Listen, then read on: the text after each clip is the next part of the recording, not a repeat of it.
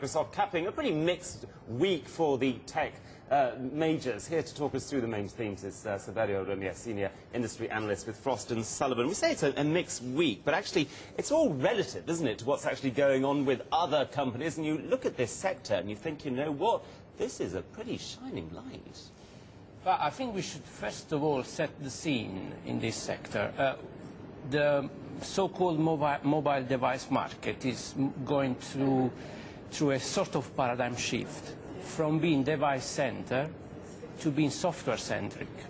Therefore, the rule of the games are completely changed by entities like Apple and Google, which have basically defined some sort of mobile ecosystem around their operating systems, offering a variety of services that the user can use over smartphones. So a paradigm shift, you're saying, from what to what? What are we looking for in the next sort of like 12 months? What's your trend? If looking at the introduction of Microsoft, the next thing that we should see really Microsoft becoming the third large ecosystems in the mobile space, in the mobile device space. And the results from Microsoft are okay, but they are the sign of the delay of Microsoft in entering the smartphone space and to establish and create this ecosystem around probably Windows 8, as we will see. Yeah, so you talk about these the shift from hardware to software, and you talk about the competing ecosystems of Google and Apple. So the big thing for Microsoft, of course, is this tie-up with Nokia. Do you think that's going to do it? I believe so, because Nokia needs a new start.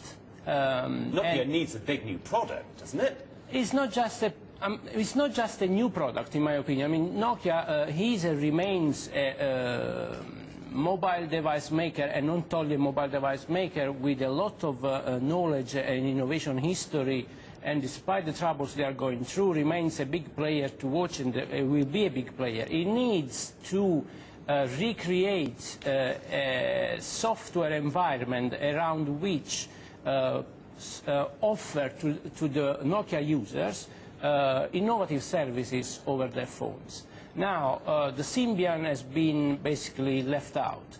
The next one is likely Microsoft, and I believe that the partnership between Nokia and Microsoft will go through, despite the fact that obviously Microsoft is using a multi-device approach, in a sense that it looks at Samsung, looks at HTC, looks at Motorola, and so on. But for Nokia, I think it's extremely important that this relationship with Microsoft goes ahead and with success in a couple of years. And I just want to ask you about this potential deal for Yahoo. Who do you think, a lot of parties seem to be circling the wagon here. Who do you think are the most likely bidders, and how much is it going to cost them? How much is going to cost them? I do not really have a clear idea. I'm not a financial analyst. But who is going to buy Yahoo? Yahoo definitely for Microsoft is a good idea. Because going back to the ecosystem that I was talking before, the search engine, which is not just on the desk, but is a search engine agnostic in terms of devices, is essential for creating that environment that, for example, Google has now through Android and Apple has. So for Microsoft to reinforce their position on the search market through the acquisition of Yahoo is definitely a good idea. Can I just finally, before we wrap up, we had a rare miss from Apple. I mean, we have to keep this in context. It's still doing extraordinarily well. But are you one of these people who thinks, you know what, Apple, it's plateaued?